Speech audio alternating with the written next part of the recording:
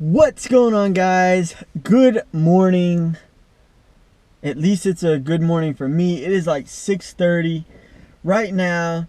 It is Saturday and I'm about to pull 5 plates. At least I hope I'm about to pull 5 plates. And I know you're like, Hunter, why are you at the gym at 6:30 on a Saturday?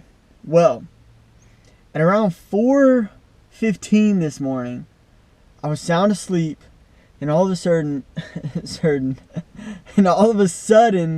it sounded like a gunshot outside my apartment. So of course I wake up, go look out the window, don't see anyone laying on the ground, a few cars driving around, but yeah, and I just couldn't go back to sleep.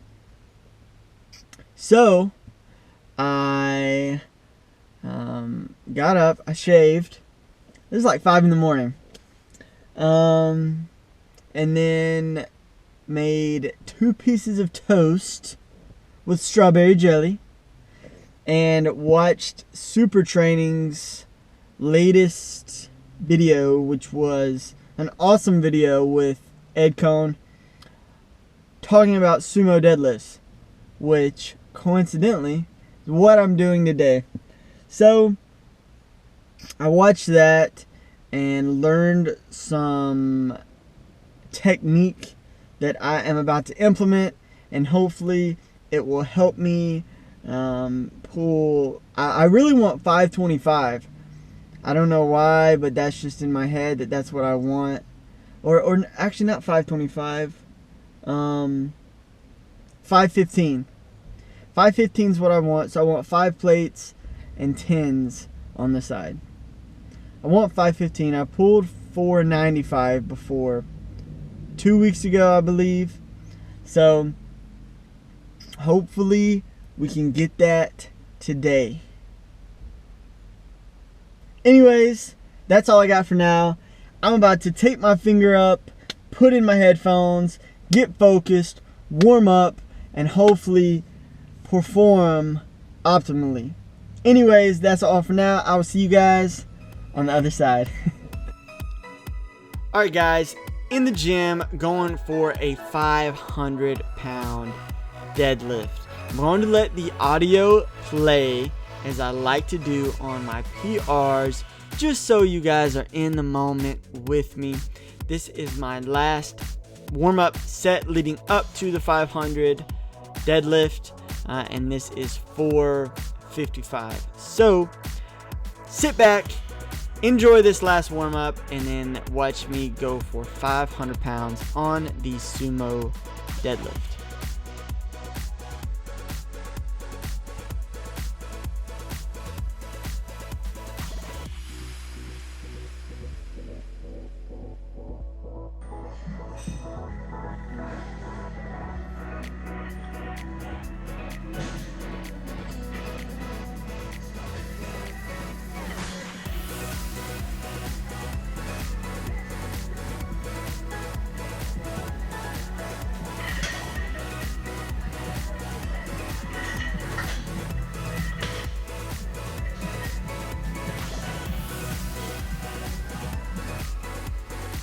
So as you saw, we hit the 500 pounds on the deadlift. Never done that in my life, so it felt amazing. My back off work was with 375 for 3 sets of 5, and this weight was moving extremely fast and felt well.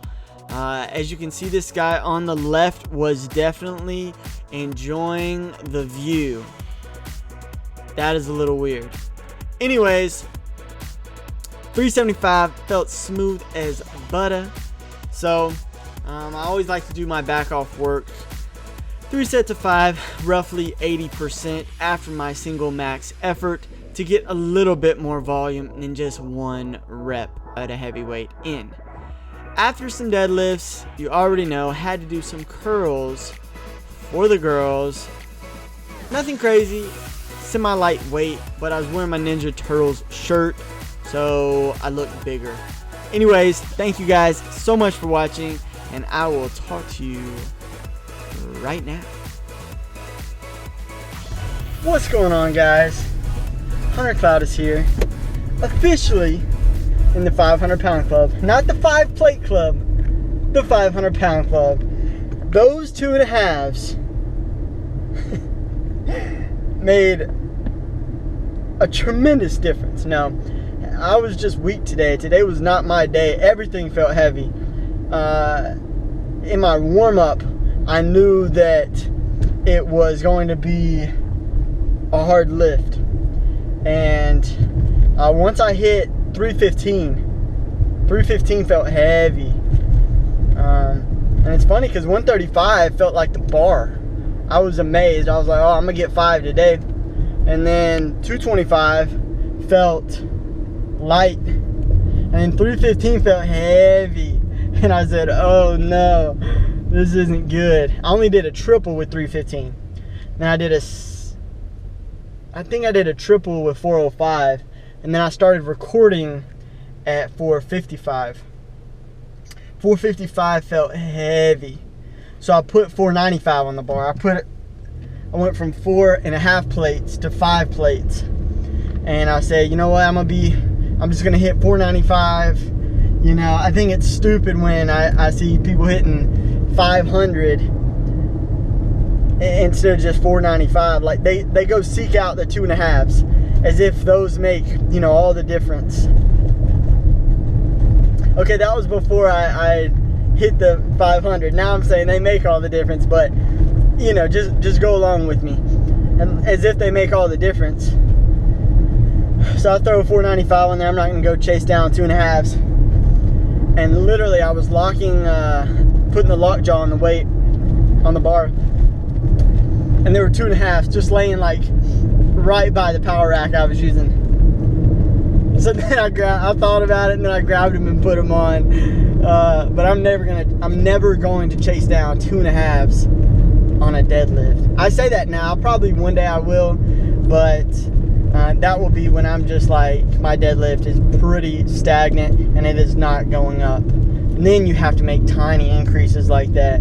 But I see people, and you know, everybody has their own thing. Just in my opinion, fractional weights, I don't get fractional weights. Like, you know, if there have been, or you hear stories about like a mom lifting a car off of her child, like superhuman strength, and it was just the adrenaline rushing and everything. And I mean, if humans can reach that amount of strength without pre-workout, without, you know, sniffing ammonia, then, or if a mom can reach that level of strength, then I think that we can train ourselves to get to a place where a fraction of a pound isn't going to make or break our lift. I mean, I don't know many cases where truly a fraction would have made the difference. But anyways, that's just my opinion. So I don't use 2.5s. I will in time, I just don't now. Anyways, and I don't think I'll ever use fractionals. But I digress, because I want to touch on another topic real quick. So I was at the gym today doing my thing, and it seemed everywhere I went there were these guys who were like doing the same, not the same thing, but like in my area. Like everywhere I would move, they would move. If I was using a bench, they would come and ask if I was using a bench. If I was doing a superset, right when I left one area, they would go and like totally break down the other area I was working at. And I am a man who follows the path of least resistance when it comes to dealing with other people. Quote that. When it comes to obstacles or things that I'm trying to overcome personally, the hardest way is usually the best way. But when it comes to dealing with other people, if it's not easy, I'm not doing it.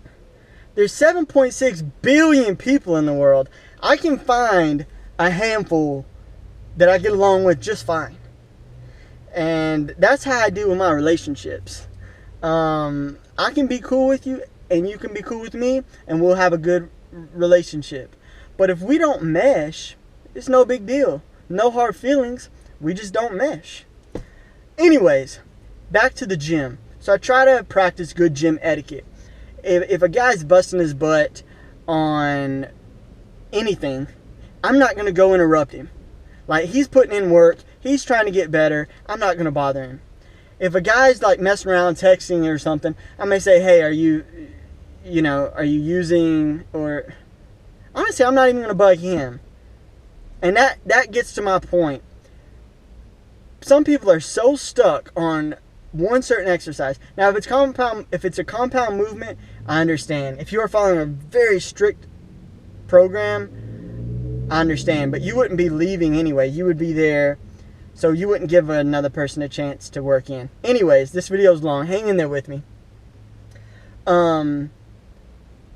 But if you are doing accessory work and you want to do rope press downs, but all the cables are messed up or people are using them, don't get bent out of shape. It's okay. Challenge yourself to go do seated overhead dumbbell extension. If all the benches are taken, that's okay. Do standing overhead dumbbell extension. If all the dumbbells are used up, okay, go find an easy bar and do standing overhead extensions. Find a variation. That's how you get better at training. That's how you become a better trainer. Because if you're training a client, then you already know, you don't really have first pick. Because you're already being slowed down, no offense, but by the client. Because you're training them. You're not rushing them. So, and you got to explain it. So it already takes more time. So, you have to learn how to do a variation of a variation. Like a wrestler. A wrestler is he knows 5 moves from whatever move he's putting on you.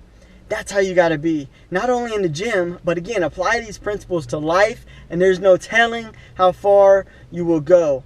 But anyway, these guys were basically following me around, using everything, and I ended up getting to work on a few moves that I didn't originally plan, and they worked tremendously. I may now have those be my main moves, and if somebody's doing those, revert back to what was my main move, if that makes sense. And then I did dumbbell curls, and all the smaller weights were gone. So I used that as a challenge to push myself and jump up to a little bit heavier of a dumbbell than I would have chosen had they all been there. So use those obstacles as challenges. Push yourself, and as I always say, apply those same principles that you practice in the gym to your outside life, and I promise you, the sky is not the limit. There is no limit. Fineo Fitness, I'm out. Failure is never an option. I believe in you. Stay blessed. Have a good day.